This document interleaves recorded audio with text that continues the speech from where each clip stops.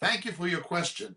Remember, Daniel is written in two primary languages, Hebrew and Aramaic, and some Greek words. This is from the Aramaic portion of Daniel, and it's quite complicated in the original language.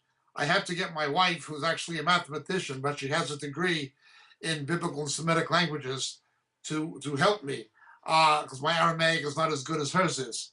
In any event, this is what I can tell you. First of all, in the Aramaic text, the verses don't correspond to the English text. They vary by 3, 4 verses. So it's not the same. It's not 4:13 in the original text. But if I were to put it back into the English, verse 13 and verse 17 have to be interpreted in light of each other. These angels are called Erin, Erin. Now, Aramaic is similar to Hebrew. It's related to the Hebrew infinitive lehitorer, to awake or to awaken. These angels are not just awoken, but alert. Their character is to be alert. They do not fit the description of the kruvim, that is the cherubim, found in other passages such as Isaiah, etc. They're not cherubs, not described that way. Their character is they're alert angelic beings. And they issue a pitkama, which is a difficult word to translate because it has several meanings, one of which in Aramaic is a commandment. But what they appear to be alert about is they're watching over the commandment to be carried out or to be fulfilled. So they're watching what was going to happen to the king of Babylon, and even watching for the restoration of Nebuchadnezzar. When God issues this kind of command, epit kama, there's angels watching to see that it happens. That's the implication of the verse, and that is the meaning. They are watching to see it happen, or as it were, they're alert to make sure it happens. Their character is again Erin, Erin, and Aramaic, not Hebrew. But they're also referred to in verse 17 as Kedishin, Kedishin, which is similar to the Hebrew Kodeshim. They're the holy ones. Holy in the sense they're set apart by God for that function. They're set apart by God for that function, to be alert, to make sure it happens. There is an indirect reference to this passage found in the book of Amos. What do you see, Amos? I'm watching over my word to perform it. Well, these angels are, in a sense, divine surrogates who watch over what God has decreed to make certain it is performed as God has decreed it. That is the nature and meaning of these angelic beings, the Erin.